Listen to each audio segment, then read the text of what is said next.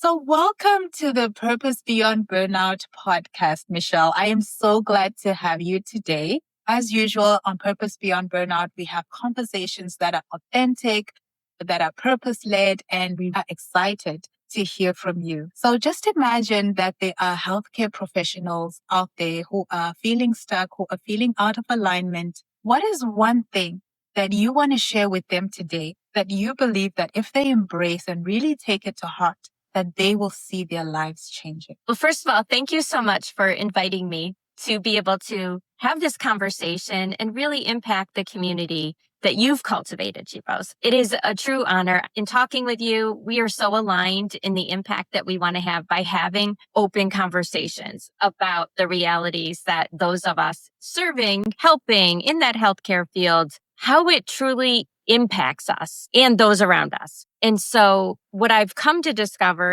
in the various people that I work with and through my own story and journey is that once we honor our intuition and follow our gut and find safe spaces in which to talk about what we're truly navigating, it is such a game changer, offering such relief, hope, optimism, and in a certainty around how do we want to be living? We are not guaranteed any days, and we have the personal agency to really create the narrative and the quality of life that we want for ourselves. And it's taking that pause and stepping back, reflecting and deciphering how am I going to go about doing this. Wow, you are so right. It's so aligned. It's almost like a movement where people are really waking up. Hang on. What is really success in my life? What is true to me? And how can I rediscover that path that leads me to myself? Maybe let's start and hear more about you as a social worker. How did you get into social work? How did your burnout journey pan out? And how did you end up here in this spot where you're helping so many other people and organizations find purpose? Well, thank you for being caring and interested. I grew up in a family. I talk about my church and how my church raised me. And it wasn't the church. It wasn't the Sunday services. It really were the people within that church. And I just was exposed to and encouraged to serve. And it just completely carried with me into my college years and not sure what I was going to do. And I specifically remember sitting in a class and learning about a child who had experienced child abuse. And I felt like this magnet of, okay, this is the direction I need to go in. And through mentorship of my psychology professor, advised me to go into social work. And so I got my master's in social work and I started my career in a large nonprofit here in New York. And I was a student intern and I was working with families where children had been removed from their home. And it was a supervised visitation space. So I started my career in an internship and I navigated myself through the organization to the chief operating officer. So I only worked in one organization my entire career. And at the time that I started to notice in hindsight the burnout that I had experienced. And I finally found the people that I could talk to about what was happening with me. I knew I needed to get out and I needed to leave and I needed to figure out a different way to carry forward how I could serve people, how I could make an impact, improve quality of life, recognizing that we all deserve to be treated with respect and dignity. And it really starts with ourselves, but taking that pause to really invest in ourselves. And so I ended up talking with about 45 different women around the time that I knew I needed to make a change. And I shared with them my idea of being a licensed clinical social worker, having that nonprofit executive management experience, developing people and coaching people throughout my career, that I was uniquely positioned to be able to help persons in those high level positions where it's very lonely. It is hard to talk to anybody because your circle gets smaller as you advance higher and higher into organizations. And 100% of those women said, yes, you should do what you want to do. So it led me to being a wellness strategist through which I provide mental health counseling for managing the stress, the anxiety, the depression, the burnout, the compassion fatigue. I do wellness coaching and helping people really take a step back and think about what is the life that I want to cultivate. Again, time is our scarcest resource. And yet, when we take that pause and we become more certain about what we want, we realize we do have the power to create the life that we want to have while it is short. And then I do consulting work. So I go into businesses and I talk about the importance of cultivating wellness in the workplace for the good of the organization. People are our greatest assets. And when the organization invests in cultivating a well-being culture, people feel valued and heard, cared about. Healthcare costs go down. Payroll costs go down because now there's less turnover. So it's an investment on the front end that really pays off in the end for organizations. So I'd like to say that Wow. I'm a wellness strategist that really works with individuals, organizations to optimize their wellness, however they define that. That is amazing. I am going to start at the beginning and maybe just break this down. So you were younger and you had your church family that were guiding you as you were growing and discovering what sort of career you wanted to go into. And I think that's an important aspect, even for young people, as you decided to go into a certain career, to be able to have people that are guiding you and to be able to feel spirit led. I believe that God has given each and every one of us innate gifts and skills. And when our career aligns to that, like you did with social work, I hear your heart for children, your heart for people that in their career have misaligned with, are not happy with where they are. And your heart for saying you don't have to remain stuck. You don't have to stay in a position of feeling powerless, but your power comes in really owning who you are. So that's is amazing. And then you got into this organization and started really as an intern and went all the way to COO, right? And that is an amazing journey. It speaks to your work ethic. It speaks to your heart for the work that you are doing. And when I see true leaders that are rising through the ranks, you just notice because of their heart for people. It's not, I always say it's not every manager that is a leader, because you can see people getting promoted maybe because they're good at what they do, but they haven't attained the skills to be able to manage other people. What point would you say in your burnout journey made you sure that it was time to pivot to another role?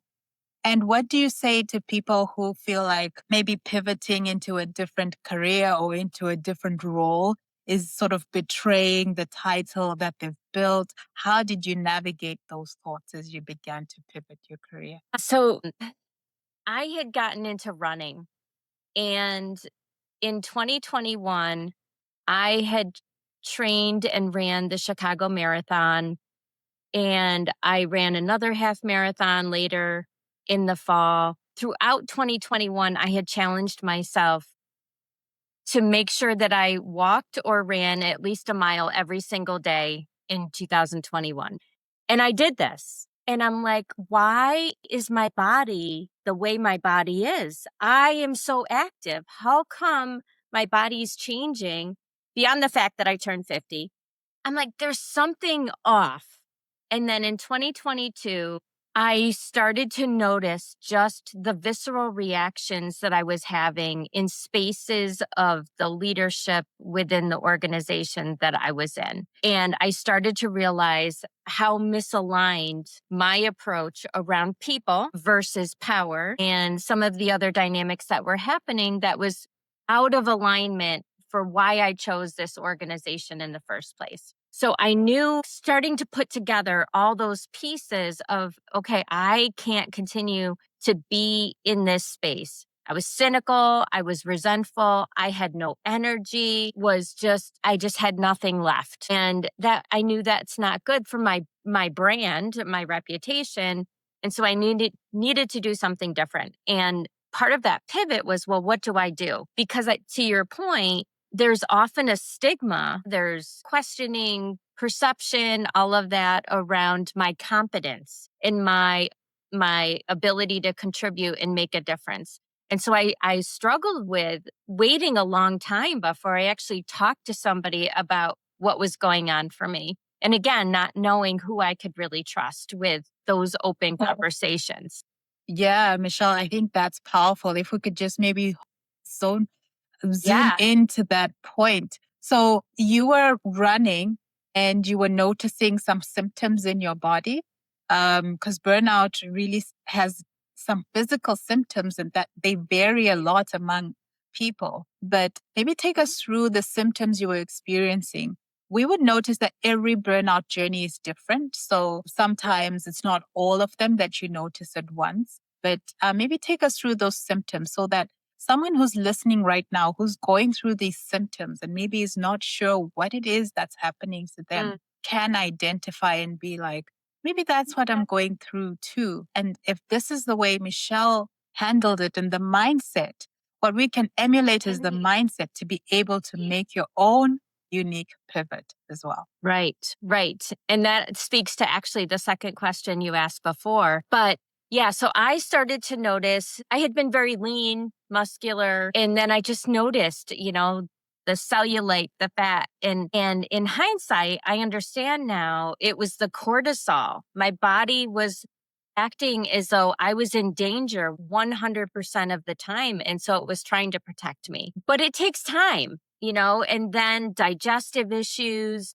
waking up in the middle of the night, not being able to sleep because I have all these things on my mind, just levels of distrust, loss of interest in wanting to be in different spaces. Many of us at the doctor's office do the PHQ or the GAD as part of our doctor visit that looks at what are those anxious and depressive symptoms, change of appetite, irritability, annoyed. So it was all showing up, but I never took the time to actually take a pause and reflect on what is going on and what could be contributing to it. It was especially in a role and responsibility that I was in, you need to keep moving and you have to be the one.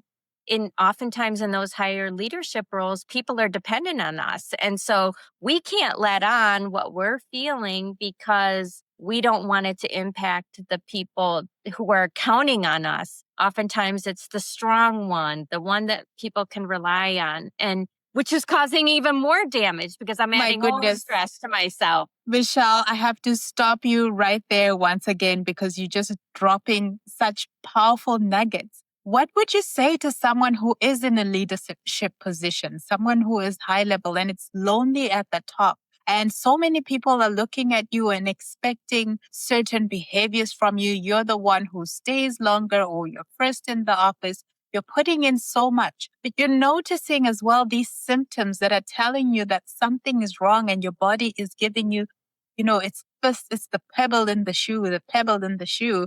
And if you Mhm. don't listen with experience, it becomes a boulder that hits you right on the head. What would you say to someone who understands that the pebble in the shoe is demanding action and is not moving because they're afraid of what will happen to the organization, of everything else, and putting that before themselves? The most important thing is, and especially now there's a whole lot more science and research around the adverse effects of stress, chronic stress, the cortisol, what it does to the insulin and our hearts. We, especially for women, heart disease, which is largely connected to stress, is what is the number one killer for women. And combined, all the cancers combined is still less than the heart disease. And so our health and our well-being is way more important than any position that we will be in. And to trust that when we take care of ourselves, it will help us be a better person in all the spheres of our life. We need to Absolutely. prioritize our health Absolutely. and trust and faith that when we do this, we will still have the ability in a different way to ensure that we're having an impact, that we're living that purpose and that mission that we personally have. It just may look different. It might be a detour, but especially as a leader who, as you're saying, people are watching us, it's important to demonstrate that. And I like to use the phrase strategic stress recovery. that it's important for us to build in recovering from stress every single day so it doesn't escalate and we don't see those adverse effects of the cortisol rising, the insulin, the damage to our organs, and unfortunately, a shortened life. Yes. You're way too valuable.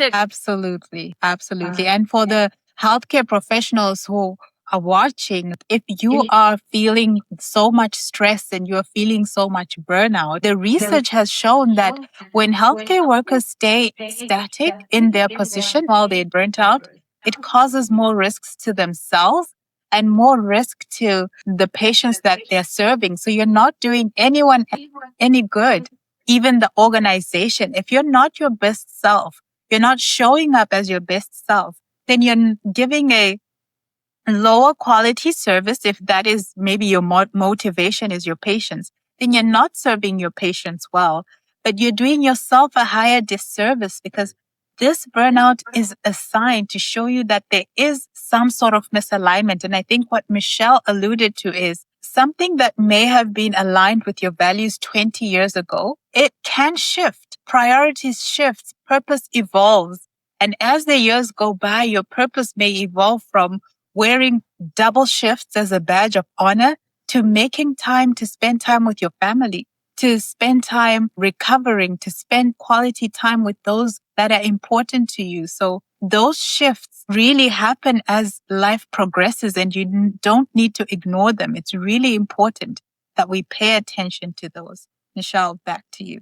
Yeah. And I would agree that, that it's really important to take that pause and be in tune with yourself to know who are the people that I can genuinely be open with. Because continuing to put up a front around how well we're managing when we are crumbling inside, that's not helpful. We need somebody who we can be completely raw and vulnerable with. And if we don't have that within our own circle, there is professional help and that's why so many employers now have an employee assistance program because they recognize how important mental health is.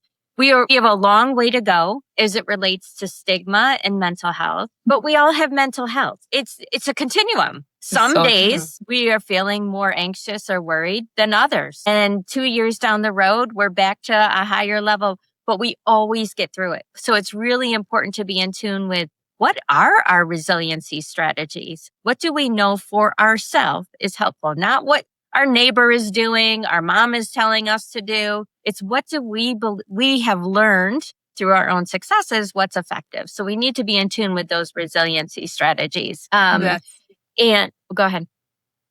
Yeah, that's totally spot on. And then you were going to take us on your career pivot next. Yes. So through the conversations with the 45 different women and recognizing that I wanted to continue to have the impact that I had. And one thing that I always said is I was advancing into different positions, which again is also like, this is what you should do. Professionally, this is what you do. You go to high school, you go to college, you get your job, you advance, you're always striving to make more money. It's just like this natural progression. But in talking to different people, I was like, I don't want to go into another nonprofit where there's still humanitarian crises that I'm going to have to navigate. I don't want to set myself backward. I really want to look at this is an opportunity for me to continue to expand my sphere of influence outside of one organization that I need to commit to. So I decided that I would take all of that experience and do mental health counseling and help people with figuring out coping strategies for the stress, the anxiety, the depression, the burnout. Understand what's contributing to those things in the first place and how do I invest in reshaping those beliefs I have about myself? How do I set limits so that I'm prioritizing me, creating boundaries for myself so that I'm needing to set limits with other people, building that confidence and that nurturing our intuition. And then the coaching of one of my favorite things to do, which is also a really well-researched stress recovery strategy, is walking.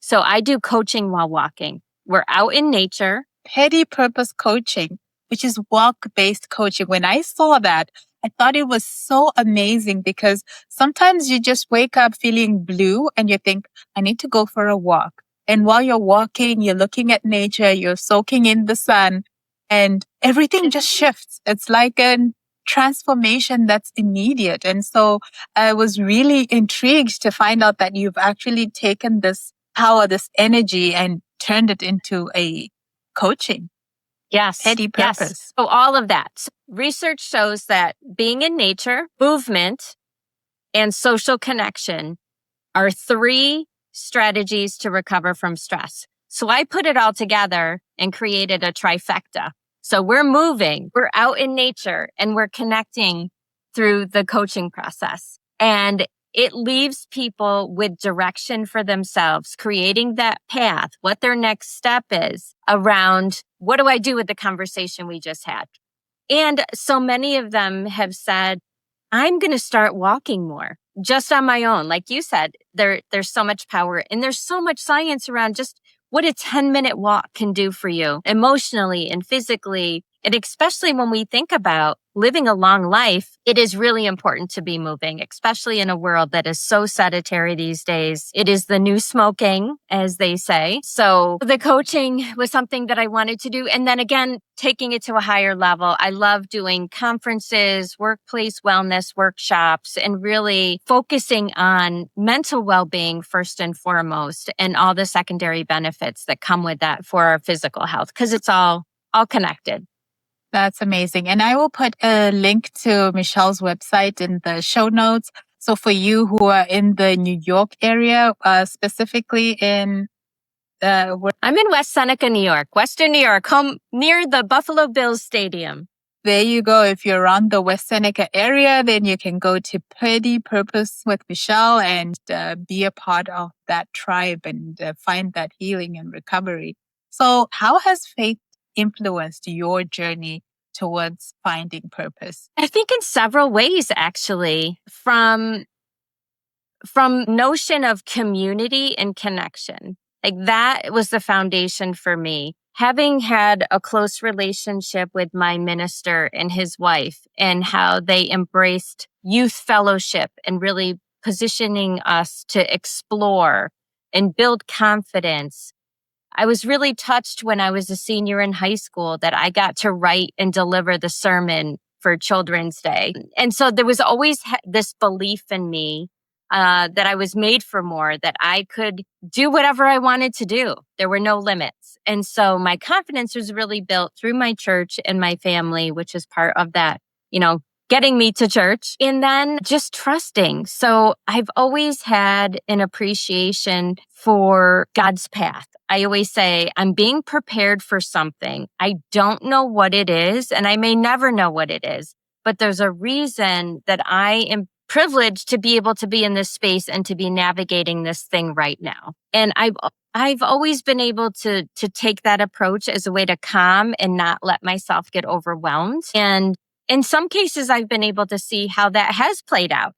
For example, all these years that I spent in that one organization prepared me to feel confident to say, you know what? I'm going to start my own business. I really don't know what I'm doing. I don't have a business plan, but you know what? I am going to figure it out. I have been able to look back at all the different things that I've needed to navigate through adversity, and I've always found my way in a better place. And so that has really guided me. People will ask me, so don't you worry about not having steady income like you did? And I said, no, I am present. I'm engaged. I'm focused on right now. And I trust that I will be okay because I've been in business for 2.5 years now. And it has always played out that way. And one of the things that is so important is relationships and recognizing who your people are that can really help sponsor you and amplify you and are willing to speak so favorably of you in spaces where you're not. The Bible tells us faith is assurance of things hoped for. So many times when you're using your faith, you're not waiting to see that the provision is there before you can jump or step into something that you want to go into. But really, when you're using your faith, the situation was like, I'm so used to having this income that's coming in, and all of a sudden I'm planning to go out on my own. I'm feeling led by God to go out on my own and start using these skills and these assets that I've accumulated over these 20 years in another sector. I'm pivoting. I've prayed about it, and I see that God is with me in this decision that I've made. And now I am going into it believing that God will provide. That is such a difficult thing to do when you don't have that faith. It as part of your life. You want to be sure. I need, even for myself as a believer in my journey, I've always been this person who wants to control things and have a plan A. And if this doesn't work, then I've got this plan B and I've got this plan C. But I had to get to a point in my life too. And I was like, if I'm going to trust God, then I really am going to trust God and listen to where He's leading me and move into a different space, knowing that no matter what, even if I don't have a contract lined up or clients lined up, I know that God is going to make a way. And that is such a powerful testament and testimony for those that do not have faith, that once you have trusted God and prayed to God for direction, then now you have to step out in faith. And when you step out in faith, then God will do the rest. I would want to hear from you, like, what challenges you faced as you stepped out in faith. The journey would not be smooth, just so that people who are listening to us don't think this is woo woo. Okay, you Right. step out in faith and then things are just going to line up. How was that journey for you? There were definitely moments of what am I doing? Like I said, not knowing what I was doing. So for those who are familiar with the Myers-Briggs personality preference, I am an introvert. I get much of my energy by being alone, and people are often surprised to hear that. They believe, my gosh, you're so social and friendly, yes, I'm very good about nurturing relationships, but I need to recover myself from all of that social networking. But I'm also a J, which is very planful and methodical and systematic. And so for me to follow that faith and say, you know what, I'm just going to figure it out, it was very different than how I had allowed myself to develop over time. There were moments where I would question, what am I doing? And trying to seek out advice. So for any small business owner, especially, it's hard to know who is genuinely there for you to help you be successful versus take advantage of your vulnerability for their own good. And so there are a lot of people that are, I can help you with this and I can help you be successful this way. And I really needed to discern where I wanted to invest my scarce resources in a way that felt I needed to follow my intuition. And so it was scary because I was thinking, well, they seem to be the expert and I'm not following what they're suggesting. And so there was doubt. There was missed opportunity, I'm sure. There was explaining to my husband that this was the direction I wanted to go in and to trust that we weren't going to lose the house and we could still do the things that we really want to do. It meant a lot of sacrifice. So my tagline is fostering purpose and harmony for optimal impact. So knowing what my purpose was and what I wanted to accomplish, and am I making harmonious decisions that are going to support me in that way? And so part of what I needed to do was step back from things maybe that I wanted to do and sacrifice so that I could be better aligned with the direction of where I wanted to go so that I could foster that success. So as you're seeing the bank account go down because I haven't established myself yet in terms of the new business, Yes. that is anxiety producing, but I certainly was not losing the sleep that I was losing when I was working and getting a lot of income coming in. Yes. And so there's a lot of sacrifice, still some stress and anxiety, but I was like, I'd rather create my own stress and not have to respond to stress that's being created just by somebody else. Yeah. Absolutely powerful. And I think it goes back to being aligned with purpose, right? Because you have prayed about this, you have this direction, and now you have this assurance that I'm aligned with purpose. And so I'm going into this with faith. So when things come your way, every time you haven't set an intention, be sure that disruption is going to come your way to Hmm. shake that intention that you have set. So whenever you endeavor on something that is worthy of that endeavor, whether you're mountain climbing, whether you're training to run a marathon or you're going to university, you will face adversity. And that adversity is going to be testing your resolve. So what you need to know before you even step out and want to challenge or conquer anything is know that adversity will come. It's not if it will come, it's when it will come. And when it comes, you need to have made up your mind that this is the path you're going to follow.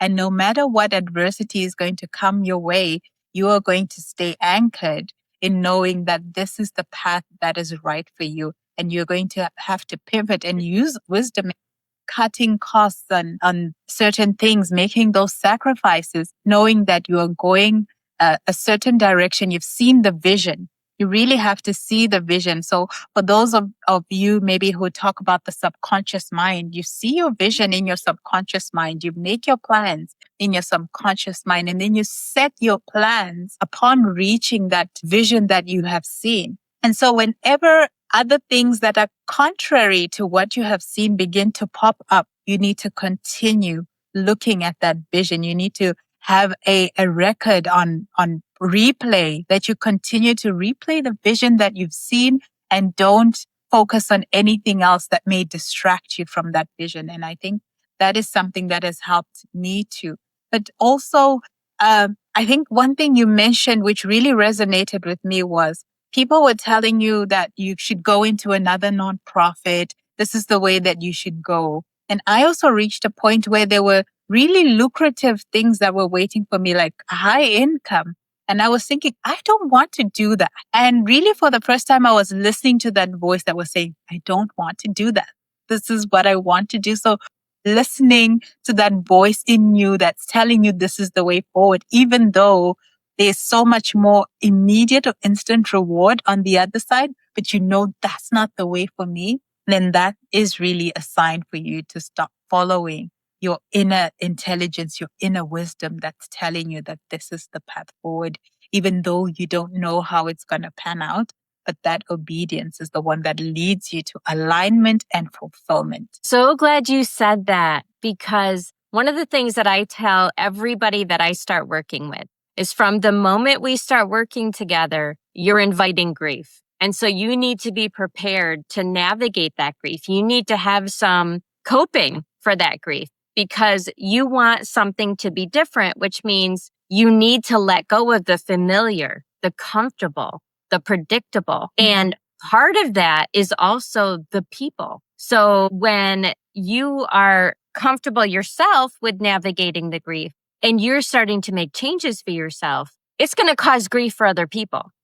And you get clear around who are the people who are genuinely going to accept your AWE, authentic self, and who are the people that you need to refine your relationships with. So you're not cutting them out of your life, but you're rethinking, is this person going to help me get to where I need to be? And if not, maybe I need to reduce the times that I spend with them or the activities that I'm doing with them. And how do I make room for the people who are genuinely going to support me and help amplify me and elevate me to the place that I want to be? It is easy to revert back to make it comfortable for everybody. But to your point of staying aligned and really true to what is that vision we have for ourselves becomes even more powerful.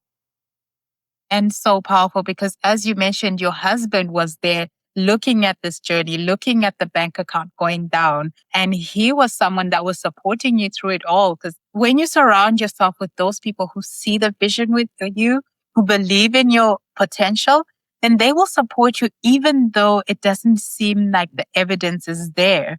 that this thing that you're Right. going into, this endeavor, this pivot that you're making is the right way. But they believe that, the vision that you have set before you and them is going to come to fruition. So, Meichle, you mentioned that you also work with organizations and also with this mantra of fostering purpose for maximal impact. If there's someone who is a leader in their organization that have influence on policies, on programs, what is it that you are advising organizations to start to do to ensure that their people are well supported, that their people feel that they're aligned with the organization? It may seem very simple, but they need to listen. So when we think about well-being in the workplace, there have been times where gestures have been made, checklists have been checked. But what is really going to move the needle? You're not going to know that by making assumptions. I jokingly say putting a fruit bowl in the snack room is not fostering well-being in the workplace. That's not meaningful to the team members. And so it really is taking time to genuinely listen to what the team members, the power horses behind the success of any organization, what is meaningful to them? And how do you think about ways to honor that immediately and then incrementally? Because when we feel valued, we pay it forward. And so for many, especially in the healthcare field, we're serving people and we need the people that we're serving to feel valued and cared for and given the attention that they deserve. But if we're bitter and resentful that we're not cared about or valued, it's hard to pay that forward. And so it really is being a progressive organization, thinking outside of the box, and really having faith that taking this approach is going to get to the same end. It just looks different. And having the courage, maybe it's standing up to the board who might be questioning some of these approaches. But that act of courage, just taking the time to listen to people and then being able to follow up on what's important to them and figuring out how to make it happen will go such a long way. That's so powerful. And many organizations try to use a cookie cutter approach to wellness and, just look at what other people are doing out there and what they can do. But when leaders, as you say, are able to look at the long-term goal and not short-term benefits, really speaking to people is a key factor, is finding out how you can foster wellness and belonging. Because many people, whether it's in healthcare, studies have been shown that people want to belong. People want to feel like the work that they do is impactful. And many times in healthcare, when employees are seeing a divide between what the healthcare organization is putting on the wall, there's that divide in trust. So in speaking to healthcare professionals, one big thing has been the divide between what the organization is saying, and those things sound good and they align with the values of the healthcare professionals. But now when you don't have enough time to really make impact on your patients, to see them long enough to be able to feel like what you've done was impactful, that's where the breakdown begins to come in, where they begin to feel like, okay, I'm trying to see one person every 5 minutes or 8 minutes, and I'm feeling like what I'm doing doesn't make any difference. That's where really the divide comes in. So organizations are able to open their ears and listen to what the healthcare professionals are saying. Long term, they will have more staff retention. They will have more impact. They will have more loyalty from their patients, from their customers. And that's when the organization will grow long term. It may not seem like a wise decision short term, but long term listening really helps to move the needle for the organization. I will link Meichle's contacts at the bottom and you'll be able to link up with her. She comes highly recommended. And as you can hear just from her heart for people, for a heart for following purpose, I think that Meichle is really a great example of someone who got into a career that they love so much. I know I've heard so much about the stigma of, I have this noble profession of being a doctor, of being a social worker, of being somebody who gives care as a nurse. And if I want to pivot to a small business, if I want to pivot to something else, then people frown upon it. And what I usually respond, I'll let you, Meichle, just give me your take on it. But what I usually respond is that purpose is allowed to evolve. And even if you're pivoting to a business where you are maybe creating a device that healthcare workers can use, you're creating a system or an IT system that can be used within your field, within your industry. It only helps you to serve at a greater level, to serve at a greater capacity. So as you evolve, as you grow, you're able to serve at a greater capacity, and you just have to allow yourself that opportunity to grow into who you're becoming. 100%. Oftentimes, we are our greatest obstacle. And when we can shift our mindset and our perspective on things, it really helps give us the permission to take the action. In my own example, being able to think about what skills have I developed through the experience that I have and how transferable are those skills, that it's not a waste. I'm using those skills in a different way, in an expanded way, and in a way that fills a gap and helps advance another initiative or impact, that we want to make. So life is too short, and nobody's going to advocate for us any more than we will advocate for ourselves. And so it starts with, today is National Random Acts of Kindness Day. And I actually posted about the fact that kindness starts with ourselves. So relieving the pressure of having to be kind to other people, we first need to start with giving ourselves kindness and being gentle and giving ourselves compassion and forgiveness and permission to invest in ourselves. So I hope that everybody does that. Well, that's awesome. There you have it. Meichle has just told us today is National Random Acts of Kindness Today. First thing that comes to my mind is, what can I do to show kindness? But I hadn't thought about what could I do for myself today to show myself that I love you, Chipo. I appreciate you. I've formed this habit of looking in the mirror and just saying, I love you. I appreciate that you're able to do this. I appreciate my legs that are able to take me up the stairs.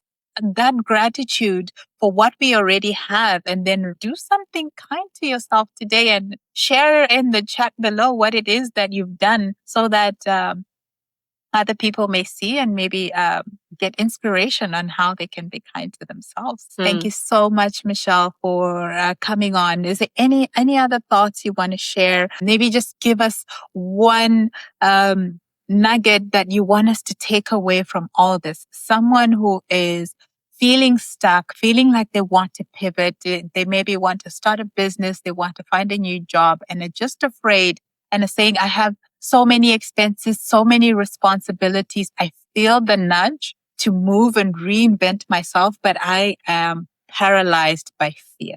What would you like to say to them? We don't make drastic changes overnight, and it starts with these little nuggets, as you call them, but we need to give ourselves permission to sit and reflect and start with ourselves and just getting it out, releasing it. And not on phones. We have too much time invested in technology. It really needs to be a notebook that you're dedicating to your own reflections and what will it look like when you're doing some of the things that you want to be doing. And just start to release. And your story will start to unfold as you continue to add to this and then review it. There's power in the pen. We remember things when we are writing. So if you think about it, the thoughts here, we're writing it, we're reading it to make sure that what we're writing aligns with what we're thinking, and then we're reading it again. And so we have this repetitive reminder of what we want to be feeling, of what we want to be doing. What we focus on expands. So if we're focusing on how we want to be, the more that abundance mindset, that gratitude mindset is going to help us get there. And so one tiny action like reflecting and writing is one step closer to where you want to be. So don't feel like it has to be a daunting change or a daunting task. Just start releasing and reflecting, and things will become more certain for you as you do that. And the next thing you know, you're going to be taking action when you didn't even think you'd be taking action because you've already set the tone for moving in a forward direction. It's like you're talking about my life, Meichle. This is really, really powerful. I think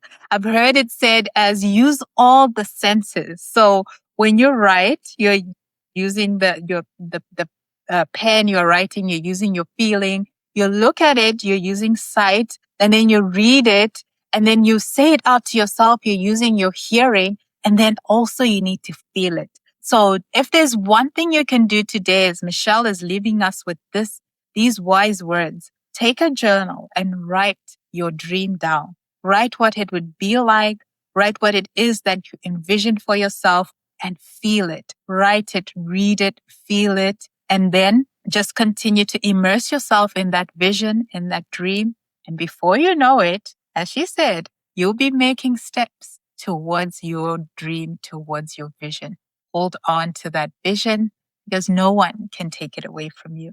Thank you so much, Meichle. It's been a pleasure Thank having you. you on the Purpose Beyond Burnout podcast. It's been just nugget after nugget, wisdom after wisdom, and I am sure that someone is going to be blessed by your words today. This was great. And it's always amazing to me. And I say this all the time during sessions when I'm meeting with people. It's like, oh my gosh, where did the time go? Like that went so fast. Thank you so much. I feel honored to have had you here. Thank you. Well, thank you for creating this community. I really enjoyed meeting you and talking with you. Meichle Latham is a people-focused wellness strategist with a deep passion for and a mission to help individuals and organizations optimize their wellness. Meichle specializes in helping highly ambitious professionals, executives, and entrepreneurs master stress, tackle overwhelm, and relieve anxiety and depressive symptoms. She works with burnt out individuals. She works with people who are overcoming compassion fatigue. And as you heard, Meichle is based in West Seneca, New York, and she's privileged to offer a diverse portfolio of wellness-driven coaching, mental health counseling, and consulting in the New York, Arizona, and the entire United States. She also works internationally. Explore more about Meichle at meichellelatham.com, including all of her social media platforms, blog,